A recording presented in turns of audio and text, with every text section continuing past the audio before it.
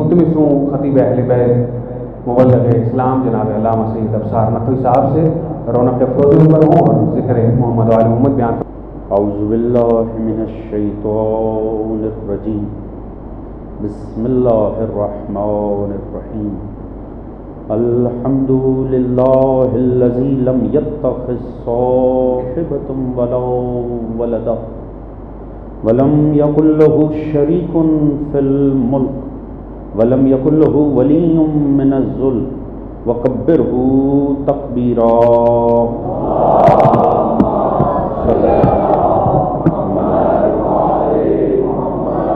الصلاۃ والسلام علی رسولہ الکریم المکی المدنی الامی صاحب الوقار والسکینہ المدفون بعرض المدینہ ابی القاسم المصطفیٰ محمد صلی اللہ علیہ وسلم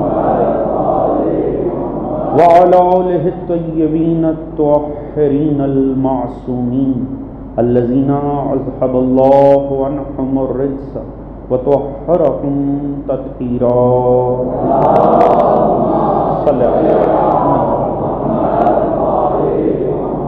اما بعد فقد قال سبحانہ بسم اللہ الرحمن الرحیم فاقم وجہک للدین حنیفا فطرۃ اللہ التی فطر الناس علیہا لا تبدیل لخلق اللہ ذالک دین القیم ولکن اکثر الناس لا یعلمون۔ صلوات محمد علیہ صلی محمد علیہ۔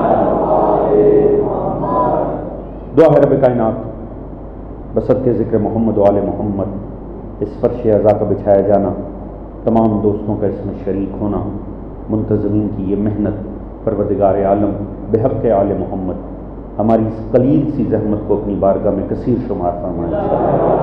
پروردگار ذکر آل محمد کے صدقے میں سبھی مومنین کے رزق، عزت، دولت، علم، فہم، شعور، صحت میں برکت عطا فرمائے، سبھی کے شرم، عزت، پردے، جان و مال کو محفوظ فرمائے۔ پاکستان سمیت جتنے ممالک میں ذکر محمد و آل محمد کی خاطر صف عزا بچھی ہوئی ہیں، پروردگار ان سبھی بارگاہوں کو، عزا خانوں کو، مجالس عزا کو اپنے حفظ و امان میں قرار فرمائے۔ پاکستان سمیت دیگر تمام ممالک میں پروردگار عالم مومنین کو شرپسندوں کے شر سے، حاسدوں کے حسد سے، ظالموں کے ظلم و ستم سے محفوظ فرمائے۔ دشمنان مکتب محمد و آل محمد اگر قابل ہدایت ہیں، پروردگار انہیں ہدایت عطا فرمائے، قابل ہدایت نہیں ہے تو نیست و نابود فرمائے۔ پروردگار ہم سب کو، سبھی مومنین جہاں کو آپس میں اتفاق، اتحاد، پیار، محبت، خلوص، اخوت، مودت کی دولت عطا فرمائے۔ ہم سب کو سیرت محمد و آل محمد پڑھنے، سمجھنے، اپنی ذات اور گھرانے پہ نافذ کرنے کی توفیق عطا فرمائے۔ امام زمانہ علیہ الصلوۃ والسلام کا ظہور جل فرمائے، ہم سب کو معصوم کی سپاہ میں شمار فرمائے، ہم سب کا خاتمہ بالحق بالخیر دین آل محمد پہ قرار فرمائے، اور اس دین آل محمد کو، اس مودت آل محمد کو، اس عزائے آل محمد کو تا صبح قیامت ہماری نسلوں میں جاری و ساری فرمائے، اور آخرت میں سبھی مرحومین سمیت ہم سب کو شفاعت محمد و آل محمد سے بہرہ مند فرمائے۔ ایک بابا سے بلند درود پڑھ لیں، محمد و آل محمد صلی محمد وعجل۔ اجازت ہے جی بات کا آغاز کریں۔ حضرات سامعین، عشرہ محرم الحرام سنہ 1444 ہجری، یہاں محرم کا چاند ہوا اور وہاں لاکھوں ممبر سج گئے، لاکھوں عزا خانے سج گئے ہیں۔ اب ذکر ہوگا تو فرزند رسول حسین ابن علی کا ذکر ہوگا، یا جو بھی ذکر ہوگا وہ حسین کے صدقے سے ہی ہوگا۔ عجب معجزہ ہے جناب علی و بطول کے لال کا۔ آپ دیکھیں، آپ صبح سے مجالس میں شریک ہوں گے، اور اس کے بعد بھی بہت سے دوستوں کو مجالس میں شاید شرکت کرنا ہو۔ آپ دیکھیں گے، آپ جہاں بھی جائیں گے آپ کو ایک نیا موضوع سننے کو ملے گا۔ ہر خطیب اپنی اپنی فکری بساط کے مطابق آپ کے سامنے کوئی نہ کوئی آرائز پیش کرے گا، اپنے اپنے علم کے مطابق، اپنے اپنے فہم کے مطابق وہ آپ کے سامنے تعلیمات آل محمد کو واضح کرے گا۔ موضوعات بدلتے چلے جائیں گے، مجلس حسین کی کہلائے گی۔ ایسا نہیں ہے کہ کہیں آپ توحید کا ذکر سنیں گے، خطیب آپ کو بتائیں گے کہ ہمارا عنوان توحید رہے گا، اگلے دن آپ آتے ہوئے یہ نہیں کہیں گے اپنے خانوادے سے آؤ ذرا ذکر توحید کی محفل میں چلتے ہیں، آپ کہیں گے آؤ مجلس شبیر میں چلتے ہیں۔ کہیں کوئی خطیب آپ کو زحمت سماعت دے گا عظمت رسالت کے اوپر، تو ایسا نہیں ہے کہ اگلے دن آپ کہیں گے آؤ ذرا سرکار رسالت کے جلسے میں چلتے ہیں، آپ کو کہیں گے آؤ ذرا مجلس شبیر میں چلتے ہیں۔ یہ ہے کمال حسین ابن علی کا، جیسے رمضان میں قرآن پہ بہار آ جاتی ہے، حسین کے صدقے محرم میں تمام دین پہ بہار آ جاتی ہے۔ عنوان بدلتے رہتے ہیں، مجلس شبیر کی رہتی ہے۔ اگر اجازت ہو تو جملہ عرض کروں، جس کا ایک سجدہ تمام ذکر توحید و نبوت و دین کو عنوان مجلس شبیر دے دے، اسے حسین ابن علی کہتا ہے۔ یہ امام کا صدقہ ہے، خدا کی قسم، یہ جو ایک دم علم پر بہار آ جاتی ہے، ایک دم فضا میں آیتیں گونجنے لگتی ہیں، احادیث گونجنے لگتی، یہ امام کا صدقہ۔ اور پہچانیے گا اپنی اہمیت کو، اپنی عظمت کو۔ میں آج صبح نکلسن روڈ پر بھی آغاز یہیں سے کیا تھا، یہ کام ہم چھیڑ بیٹھے ہیں عزائے شبیر کا، مجالس برپا کرنے کا، یہ ذکر پڑھنے کا، سننے کا، مگر اگر حقیقت میں دیکھا جائے نا، یہ ہمارے بس سے بڑی اونچی بات ہے، یہ ہمارے بس کی بات نہیں، بلکہ میں اگر طالب علمانہ انداز میں عرض کروں، یہ نبیوں کے کرنے کا کام ہے جو ہم چھیڑ بیٹھے ہیں۔ تھکے تو نہیں ہے دوستان، میرے ساتھ دیں گے نا انشاءاللہ؟ خدا شاہد ہے، یہ نبیوں کے کرنے کا کام ہے جسے ہم چھیڑ بیٹھے ہیں۔ گستاخ اکھیاں کت جا لڑی، یہ تو وہ معاملہ ہو گیا ہے حضور، حقیقت ہے۔ آپ اٹھا کر پڑھیے اپنے قصص کی کتابوں کو، انبیاء کے واقعات آپ کے مکتب میں جن کتابوں میں مذکور ہیں، آپ اٹھا کر پڑھیں۔ میں پوری طالب علمانہ ذمہ داری سے عرض کر رہا ہوں، آپ حیران رہ جائیں گے۔ پروردگار نے یہ ذکر بڑی شان سے برپا کیا ہے۔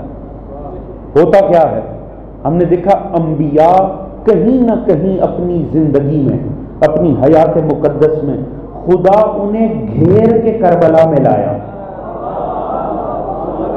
صاحبان مطالعہ تو میری بات وہ لازمی تصدیق فرمائیں گے، خدا گھیر گھیر کے انہیں کربلا میں لائے۔ حضرت نوح علیہ السلام کشتی جا رہی ہے، پرسکون انداز میں جا رہی ہے، ایک دم بھور میں پھنس جاتی، ایک دم کشتی ہچکولے کھانے لگتی ہے، ایک دم جناب نوح کہتے ہیں سمجھ جاؤ سارے، فاسٹن یور سیٹ بیلٹس، ہاں جی سارے کمر بند باندھ لیں۔ لہٰذا کمر بند باندھ لیے صاحب، محتاط ہو کر بیٹھ گئے، مگر پھر بھی کشتی ہچکولے کھاتی جا رہی۔ پوچھا پروردگار یہ کیا عالم ہے؟ کہا نوح یہ زمین سرزمین کربلا ہے۔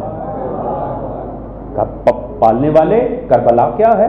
کہا سن نوح، وہ میرا خاتم، وہ تیری محنتوں کا تسلسل، اس کا فرزند حسین ابن علی، وہ تیری محنت کو بچانے کے لیے چلے گا۔ یوں اس انداز میں سرزمین پہ 2 محرم کو وارد ہوگا، 10 محرم کو شہادت کے مرتبے پہ سرفراز ہوگا، یہ معاملات اس پہ گزریں گے۔ پروردگار نے پوری کربلا کا تذکرہ چھیڑ دیا۔ نوح آگے پلٹ گئے، نوح نے گریہ کیا، نوح نے ماتم کیا، معاملہ آگے بڑھ گیا۔ کچھ وقت گزرتا ہے انسانیت پہ، ابراہیم اسی سرزمین سے گزر رہے ہیں، پاؤں پہ ٹھوکر لگتی ہے، پاؤں سے لہو جاری ہوتا ہے۔ پروردگار یہ کیا عالم ہے؟ کہا ابراہیم یہ سرزمین کربلا ہے۔ کہا پروردگار کربلا کیا؟ فرمایا سن، خاتم آئے گا، خاتم کا فرزند 2 محرم کو اس سرزمین پہ وارد ہوگا، 10 کو شہادت پہ فائز ہوگا، یہ معاملات رہیں گے۔ پروردگار نے سوال کرنے پر پورا ذکر کربلا چھیڑ دی۔ تھوڑا وقت گزرتا ہے، موسیٰ اسی سرزمین پر ہے، بے عین ہی ٹھوکر لگتی ہے، زمین پہ گرتے ہیں، سر پیشانی پھٹ جاتی ہے۔ پروردگار یہ کیا ماجرا ہے؟ کہا موسیٰ سن کربلا ہے۔ پروردگار نے ذکر چھیڑ دیا، عیسیٰ کو گھیر کے لایا سرزمین پہ، کوئی نہ کوئی مشکل ڈالی۔ پروردگار اگر توجہ ہو دوستو، اپنی اہمیت اور عظمت اور اس فرش عزا کی اہمیت کو سمجھیے گا، پروردگار نبیوں کو بہانے بہانے سے گھیر گھیر کے کربلا میں لا کر انہیں سامع ذکر حسین بناتا رہا، خود ذاکر حسین ابن علی بنا۔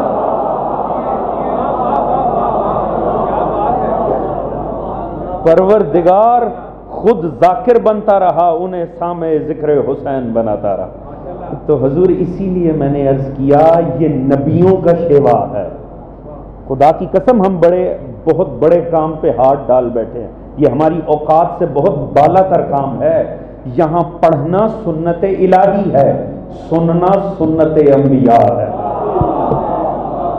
چلیں آپ بالیدہ فکر افراد ہیں، میں آپ کی سماعتوں سے بہت اچھے سے واقف ہوں، یہ جملہ انشاءاللہ ضائع نہیں ہوگا، ذرا لطف لیجئے گا۔ اگر بات سمجھیں تو یاد رکھیں دین میں کوئی کام تب تک بدعت رہتا ہے جب تک نبی سے ثابت نہ ہو۔ توجہ ہے جی، جزاک اللہ۔ یاد بدعت میں اور عبادت میں فرق یہ ہے، بیچ میں نبی ہونا چاہیے۔ اگر نبی سے ثابت نہ ہو تو بدعت ہے، اور اگر نبی سے ثابت ہو جائے تو عبادت ہے۔ صاحبان فہم بیٹھے ہیں، شعور بیٹھے ہیں، لازمی بات کو سمجھ جائیں گے۔ حضور یاد رکھیں ساری امت بڑے خشوع و خضوع سے کوئی نماز پورا مہینہ پڑھے، مگر اگر نبی سے ثابت نہ ہو تو بدعت ہے، اور اگر ذکر حسین پہ نبی کی آنکھ میں ایک آنسو آ جائے پوری عزاداری عبادت ہے خدا۔ توجہ فرما رہے ہیں صاحبہ؟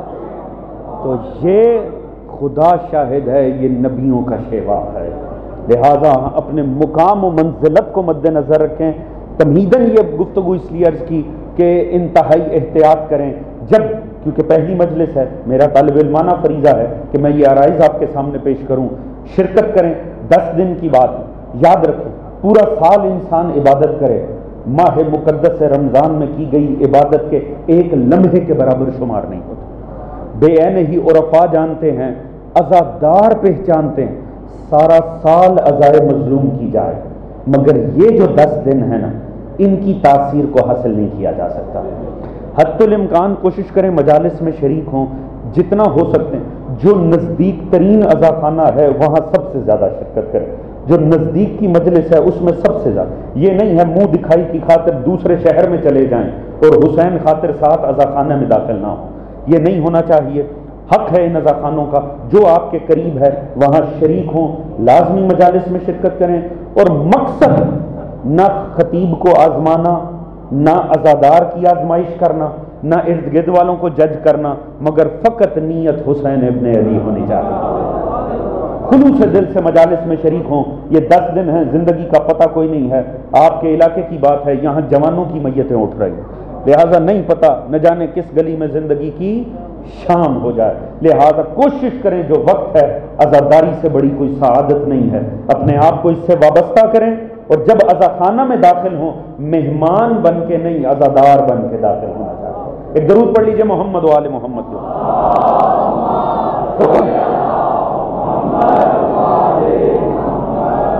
حضرات گزشتہ سال میں نے آپ کو حدیث قصا کے عنوان پر رحمت سماعت دی، آپ نے انتہائی لطیف انداز سے سنا۔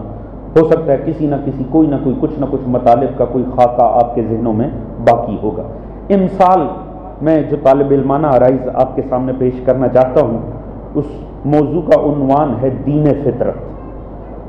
ہم جاننے کی کوشش کریں گے کہ یہ دین جسے ہم نے بطور عقائد کا ایک مجموعہ اپنی ذات پر نافذ کیا ہے، آیا یہ بنا کر دیا گیا ہے یا ہماری فطرت میں شامل ہے؟ تمہیدی مجلس ہے، جوان یہاں بڑی اچھی تعداد میں موجود ہیں، لہٰذا میری کوشش ہوگی بزرگوں سے دعا لینی ہے، جوانوں کے ذہنوں تک اپنا پیغام پہنچانا ہے۔ چونکہ تمہید ہے، یہ کسی بھی خطیب کے لیے نا، اور خصوصاً مجھ جیسے موضوعاتی خطیب کے لیے یہ سب سے حساس مرحلہ ہوتا ہے۔ آپ حضرات میرا ساتھ دینا ہے، انشاءاللہ لطف آئے گا، مگر تمہیدی مراحل میں آپ میرے ساتھ لازمی رہیے گا۔ دیکھیں، جب سے انسان ہے، جوان میرا ساتھ ضرور دیں، جب سے انسان ہے تبھی سے دین ہے۔ اگر ہم اسلام کی بات نہ بھی کریں، تاریخ انسانی کو اٹھا کر پڑھیں تو دین کی تاریخ اتنی ہی قدیم ہے جتنی انسان کی تاریخ ہے، یعنی انسان پر کبھی کوئی ایسا لمحہ نہیں گزرا جب وہ تو تھا مگر دین نہیں تھا۔ دین ہمیشہ سے انسان کے ساتھ رہا. ہاں، لا دینیت، ایتھیسٹ ہونا، گاڈ لیس ہونا، یہ نئی فکر ہے. دین تو ہمیشہ سے ہی موجود رہا، انسان تو ہمیشہ سے ہی دیندار ہے. بے دین ہونا نئی بات ہے. لہذا بے دینوں کو ہم سے سوال نہیں کرنا چاہیے دین ثابت کرو، انہیں اپنا وجود ثابت کرنا چاہیے. یہ جوانوں کے سننے کی بحث ہے، توجہ فرما رہے ہیں. ویسے بھی آپ اگر یہ ایتھیسٹ طبقے کو، گاڈ لیس طبقے کو، اور اسے سمجھنا بڑا لازمی ہے آج کی تاریخ میں، کیونکہ جیسے جیسے نئی نئی فکریں، جب دین میں انتہا پسندی بڑھے نا، نیچرلی اس کے دوسری طرف ہوتا یہ ہے دنیا بے دین ہونا شروع کر دیتی. اور اب تو لوگوں کو سمجھ ہی نہیں آ رہی کہ معاملہ ہے کہاں، کیونکہ اب تو دین پہلے تو مدارس اور حوزوں سے نکلتا تھا، اب تو انجینئرنگ یونیورسٹیوں سے بھی نکلنے لگا. لہٰذا اس کا کوئی نہ کوئی امپیکٹ تو آنا ہے. تو اب ہو کیا رہا ہے کہ ایک طرف جب دین پہ شدت بڑھتی ہے، دوسری طرف سے بے دینی بڑھنے لگتی. اگر آپ بے دینوں کے نظریات اٹھا کر پڑھیں، ان کے اعتراضات، تو پتہ چلتا ہے انہیں اعتراض دین پر نہیں، سو کالڈ دیندار طبقے کی منافقت پر ہے. آپ جب بھی دیکھیں گے وہ دین کے خلاف بات کریں گے تو وہ کبھی خدا کے خلاف بات نہیں کر پائیں گے، بلکہ اس جاہل عالم نما پر اعتراض کریں گے جو حلیہ تو دین کا بنائے گا، کام شیطان کے کرے گا. یہ بڑا سمجھنے کی بات. حضور حقیقت یہ ہے کہ دین ہمیشہ سے انسان نے بنائے، مگر کوئی دین تب تک آگے بڑھ نہیں سکتا جب تک وہ فطرت انسانی سے ہم آہنگ نہ ہو. توجہ فرما رہے ہیں جی؟ اگر وجود اس کا دین کوئی بھی ہو، فطرت کے ساتھ رہے گا تبھی قائم رہے گا. دنیا نے لاکھوں مذہب تاریخ میں دیکھے ہیں، سب فنا ہوتے چلے گئے. وجہ کیونکہ فطرت سے ہم آہنگ نہ تھے. آپ جانتے ہیں نوجوان تمہید کا مرحلہ ہے، ہزاروں ایسے مذاہب تھے، باطل مذاہب، جنہیں سائنس نے اکھاڑ کے پھینک دیا. انسان نے اپنی جہالت میں نظریات بنا رکھے تھے. کوئی سورج کو پوجتا تھا، سورج گرہن لگتا تھا، اسے سمجھ ہی نہیں آتی تھی. وہ سمجھتا تھا سورج دیوتا ہم سے ناراض ہو گیا، وہ عبادت کرنے لگتا تھا. نتیجہ کیا ہوتا تھا؟ اس کی پرستش شروع ہو جاتی تھی. چاند گرہن کی علت کا نہیں پتا تھا، وہ ڈر کے مارے چاند کی پوجا شروع کر دیتے تھے. سیلاب کی وجہ سمجھ نہیں آتی تھی، دریا اپنی حدود کو چھوڑ کر بکھرتا تھا، وہ ڈر کے مارے پانی کو پوجنا شروع کر دیتے تھے. آگ بھڑکتی تھی، میلوں پہ پھیل جاتی تھی، ڈر کے مارے آگ کا دیوتا بنا کر پوجنے لگتے تھے. جیسے جیسے سائنس نے ترقی کی، سائنس نے اس کی علت بتانی شروع کر دی. جب علت سامنے آئی تو پتہ چلا یہ تو فطری کام ہے، اس کی اتنی تو اہمیت ہی نہیں ہے کہ اسے پوجا جائے. حقیقت. اور یہ نہیں ہے کہ یہ چھوٹے موٹے مذاہب، کرسچینٹی، آج بھی عیسائیت کو دنیا کا سب سے بڑا مذہب تصور کیا جاتا ہے. جو عیسائیت کا، کرسچینٹی کی گولڈن ایج ہے، وہ آج بھی سائنس کا ڈارک ایج کہلاتا ہے. یعنی جو سب سے گولڈن زمانہ عیسائیت کا دنیا میں تھا، وہ سائنس کا سب سے تاریک زمانہ تھا. کیوں؟ کیونکہ جب سائنس آگے بڑھی، اس نے چرچ کے نظریات کی نفی شروع کر دی. چرچ کہتا تھا دنیا ٹھہری ہوئی ہے، سورج ارد گرد گھومتا. سائنس نے کہا نہیں، باطل ہے، دنیا ہے جو دنیا سورج کے ارد گرد گھومتی ہے، سورج تو نہیں دنیا کے ارد گرد گھوم رہا. اب یہاں مسئلہ ہو گیا دین اور سائنس میں. لہذا کیا ہوا؟ سائنسدان قتل ہونے شروع ہو گئے.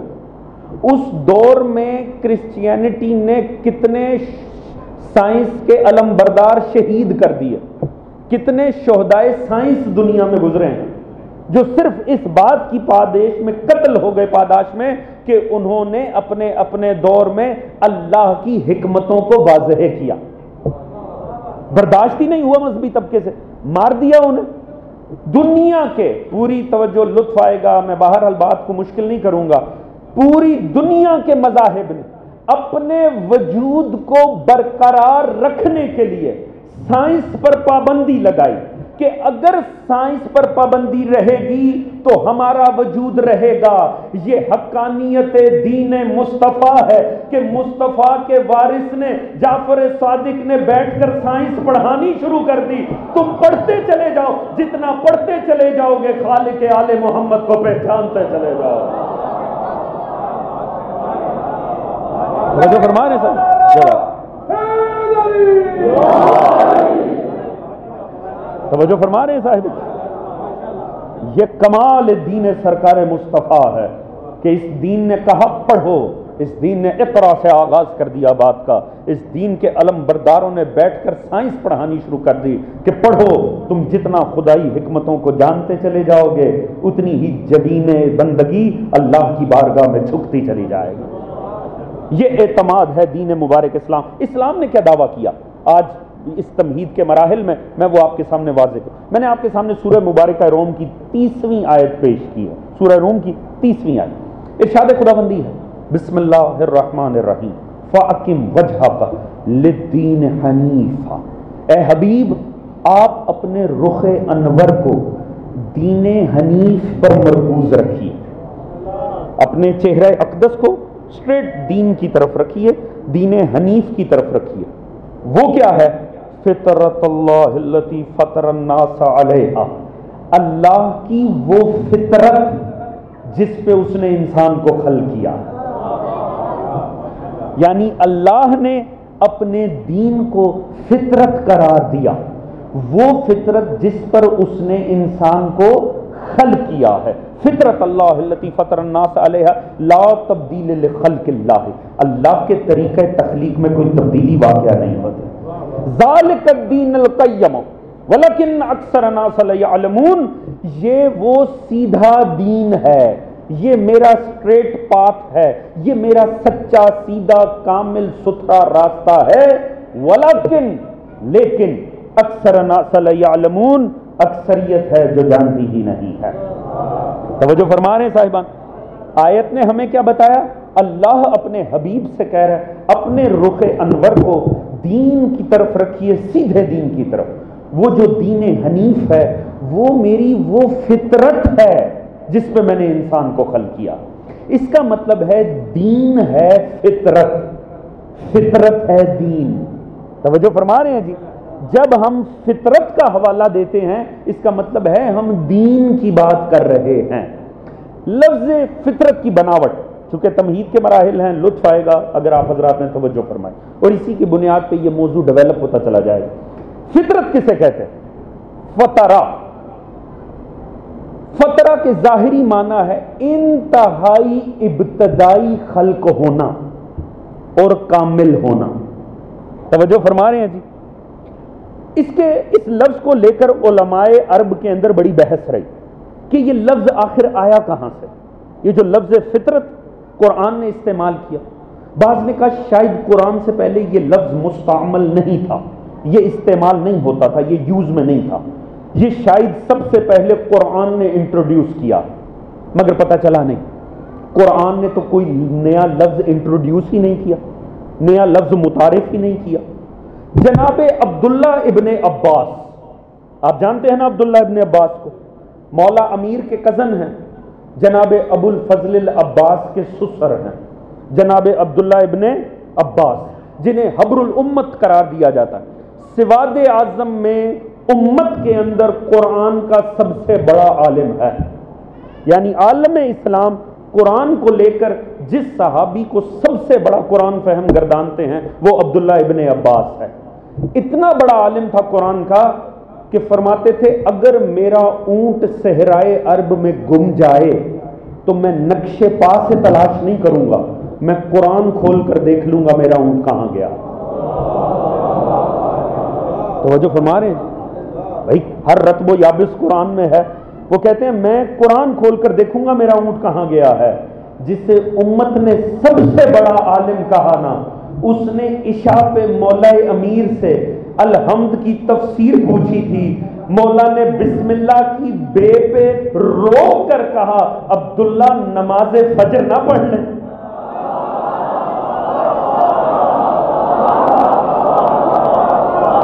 توجہ ہے نماز، اے یار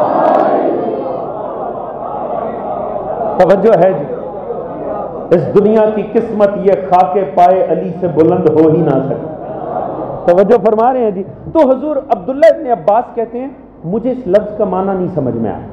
دیکھیں عرب ہیں، وہیں پیدا ہوئے ہیں، اور بنی ہاشم سے زیادہ فصیح و بلیغ کون ہے زمانے میں؟ ان سے بڑا کسے فصاحت و بلاغت کا اعزاز حاصل تھا؟ وہ فرماتے مجھے بھی سمجھ نہیں آیا اس کا معنی کیا ہے.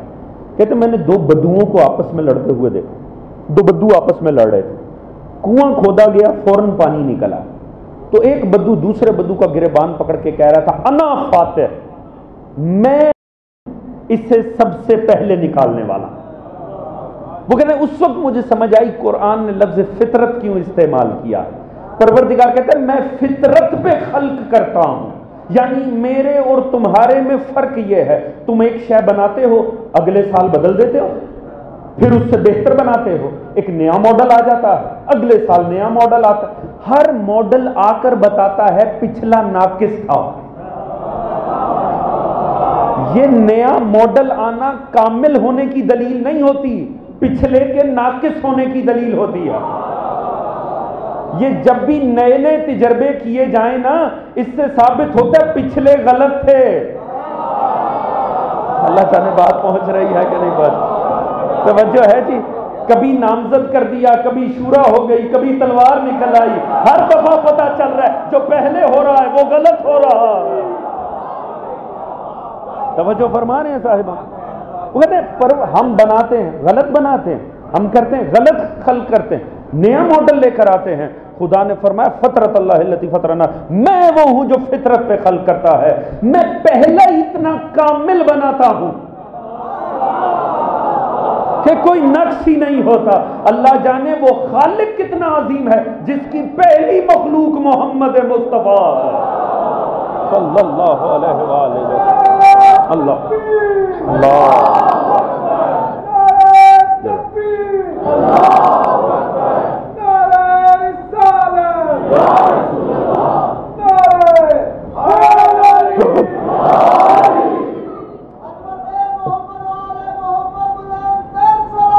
اللہ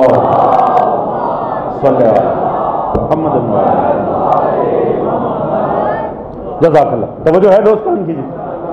تو حضور فطرت یعنی سب سے پہلے خلق کر. بعض نے لکھا جب اونٹنی کا بچہ ہو تو جو وہ ابتدائی قطرے دودھ کے اس کے جسم سے وارد ہوں انہیں فطرہ کہا جاتا. انہیں یعنی انتہائی ابتدائی، انتہائی پہلی تخلیق، انتہائی ابتدا میں خلق ہونا اور سب درست خلق ہونا. توجہ فرما رہے ہیں. اب میں نے عرض کیا علماء لسانیات میں بحث تھی کہ آیا یہ لفظ فطرت جو ہے یہ قرآن نے انٹروڈیوس کیا ہے، مگر اکثریت علماء لسان عرب نے کہا نہیں، قرآن کا یہ اعجاز ہے، قرآن نے کوئی نیا لفظ انٹروڈیوس کیا ہی نہیں، کوئی ایک بھی نیا لفظ متعارف ہی نہیں کیا.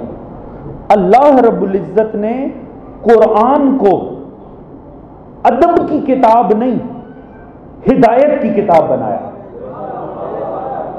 قرآن اس لیے نہیں آیا تھا کہ مجموعی عرب کے مزاج میں ادبیات میں اضافہ کر سکے، بلکہ انسان کے فہم میں اضافہ کرنے کے لیے آیا.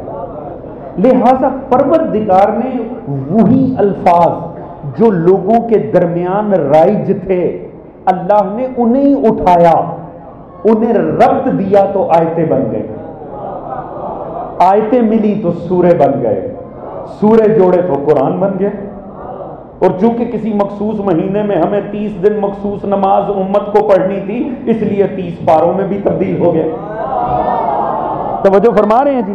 لہذا الفاظ وہی تھے، انہوں نے کہا کوئی نیا لفظ انٹروڈیوس نہیں ہوا. فطرت بھی پہلے سے استعمال تھا، اسے اٹھا کے اللہ نے ایک حسین پیراہے میں استعمال کر لیا. چونکہ انتہائی لطیف سماعتیں ہیں لہذا بات کا بڑا لطف آئے گا اگر میں پہنچا سکا تو. تعجب کی بات ہے الفاظ وہی تھے جو پبلک میں رائج تھے، اللہ نے وہی چنے، انہی کو آپس میں جوڑا تو آیت بن گئی، آیتیں جوڑی سورے بن گئے. اب جب بن گئے تو کہا اگر کر سکتے ہو ان یاتوا بمثل ھذا القرآن، ایسا قرآن تو بنا کر لاؤ. 10 آیتیں بناؤ، سورہ بناؤ، نہیں بنا سکتے۔ تعجب کی بات ہے، اگر تو کسی نئی آسمانی زبان میں قرآن ہوتا تو پھر تو سمجھ میں آتا ہے مشکل میں پڑھنا۔ بھئی وہی الفاظ ہیں جو رائج تھے، کیجئے زحمت، اٹھائیں ان الفاظ کو، جوڑیں، بنائیں آیت، نہیں بن سکتے۔ انسان نے فکر کے ہتھیار رکھ دیے۔ حضور لطف آئے اگر بات پہنچے تو پتہ چلا اللہ رب العزت اگر ہم میں سے الفاظ بھی چن لے تو ہمارے لفظ بھی ویسے لفظوں جیسے نہیں ہوتے۔ مجھے بتائیں ان اللہ اصطفیٰ، اگر اللہ ہمارے درمیان سے کرداروں کو چن لے گا تو ہم ان جیسے کیسے ہو جائیں گے؟ اللہ اکبر، اللہ اکبر، جزاک اللہ، جزاک اللہ، جزاک یا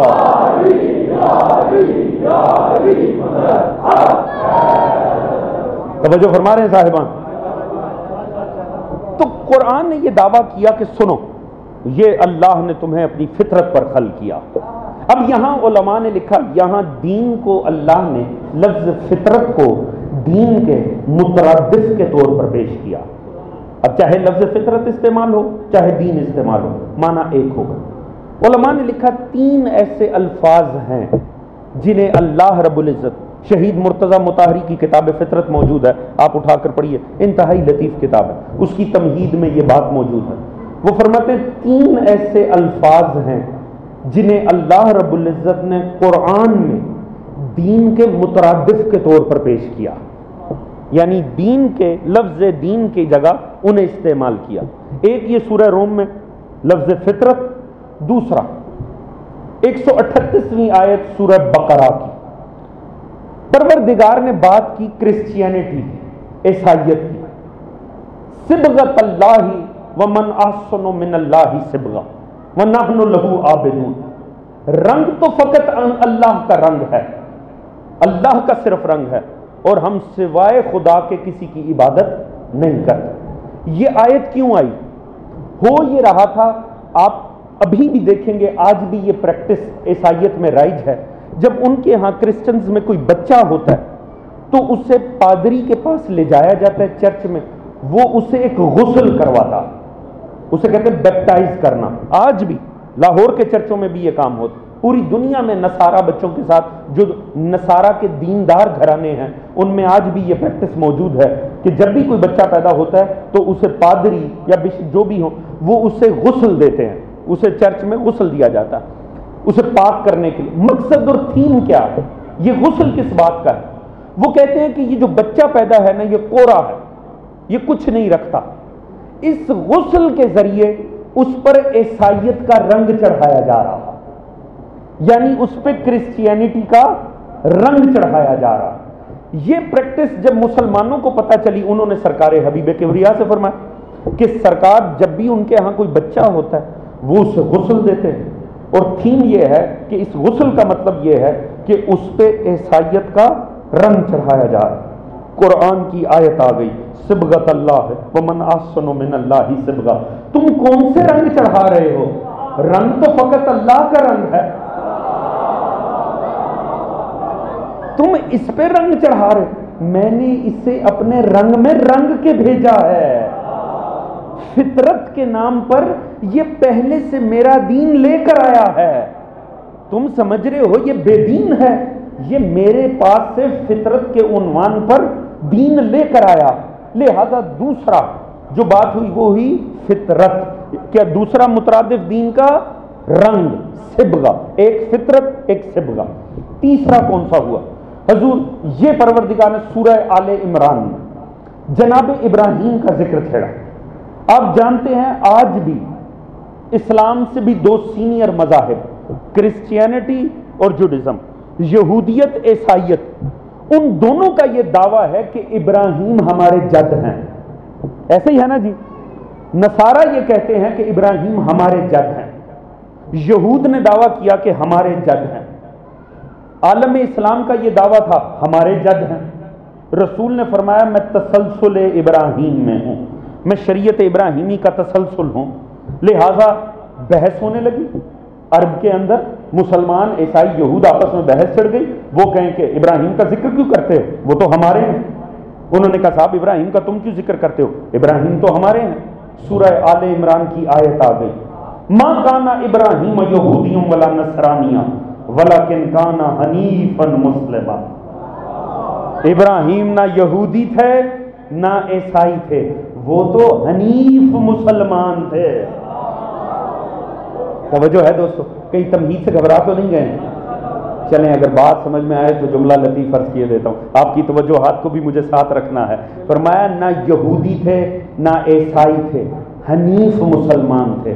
حضور یاد رکھیں، کردار میں جان ہونا تو ہر کوئی چاہتا ہے ہم میں شمار ہو۔ اللہ جانے بات پہنچی کہ نہیں؟ توجہ فرما رہے ہیں جی، جن کی شخصیتوں میں جان ہونا انہیں منوانے کے لیے ہتھیار نہیں اٹھانے پڑتے۔ توجہ ہے جی، اگر دم ہونا پرسنالٹی میں، ہر مکتب چاہتا ہے ہم میں شمار ہوں، شخصیت میں جان ہونی چاہیے۔ مثال دوں، اللہ جانے شخصیت میں کتنا دم تھا۔ مہاجرین نے دیکھا تو کہا سلمان ہمارا ہے، انصار نے دیکھا تو کہا ہمارا ہے، مصطفیٰ نے کہا نہ تمہارا ہے نہ تمہارا ہے، منا اہل البیت وہ تو ہمارا ہے۔ توجہ ہے دوستانہ بہت جزاک اللہ۔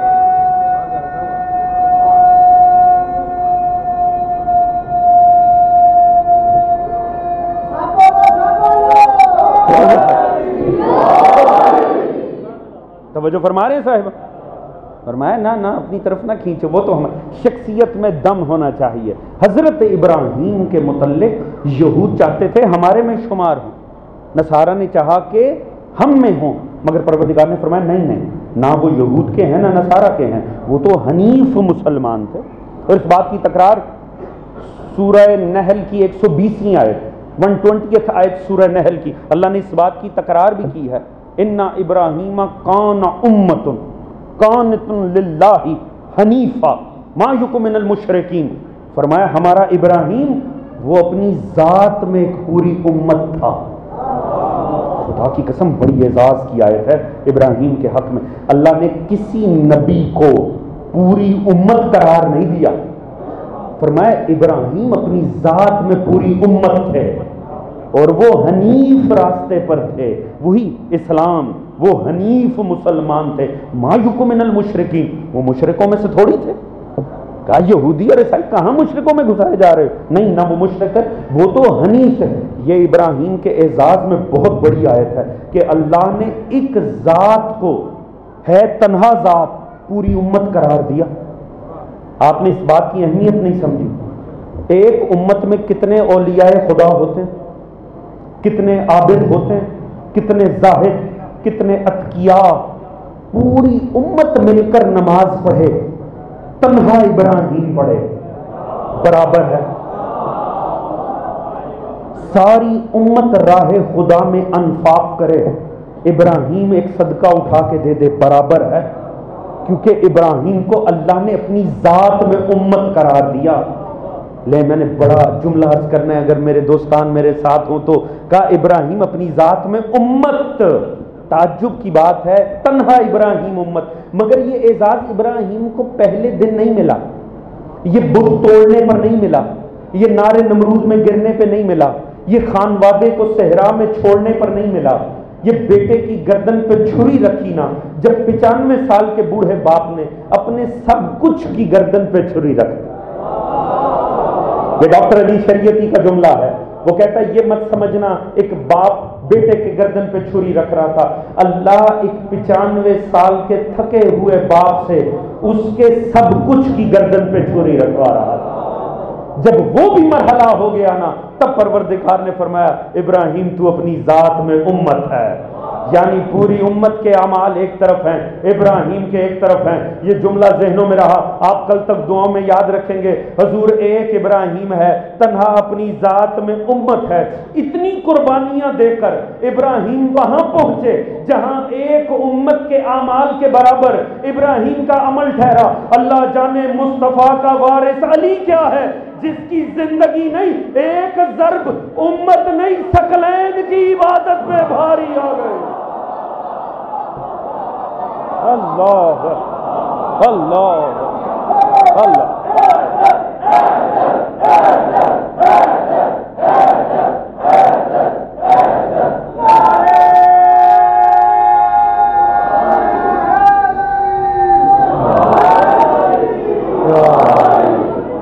جزاک اللہ جزاک توجہ فرمان ہے صاحب خدا ہی بہتر جانتا ہے کہ مقام حضرت امیر المومنین کیا ہے علی کی حیات نہیں ایک ضرب ثقلین کی عبادت پہ بھاری ہے تو حضور حضرت ابراہیم علیہ السلام لہٰذا اللہ رب العزت نے وقت مختصر ہے میں اپنی بات کی آج تمہید کامل کرنا چاہتا ہوں تاکہ اس کی بنیاد پہ ہمارا موضوع انشاءاللہ آگے بڑھے کوئی مشکل باتیں نہیں کرنی ہو سکتا ہے یہ تمہید ہی سب سے مشکل ہو مجھے انتہائی سادی اور نہ ہی مجھے مشکل باتیں آتی ہیں نہ میں کوئی علمی شخصیت ہوں انتہائی ادنا سا طالب علم ہوں اور یہ چھوٹی چھوٹی آرائز مجھے بس اپنے دوستوں تک پہنچانی ہے آل محمد کی ایک امانت سمجھتے ہوئے انشاءاللہ حضور دیکھیے گا 3 مترادف ہو گئے دین کے کون کون سے حضور سب سے پہلے لفظ فطرت دوسرا رنگ صبغہ تیسرا حنیف ان 3 الفاظ کو اللہ رب العزت نے دین کے مترادف کے طور پر پیش کیا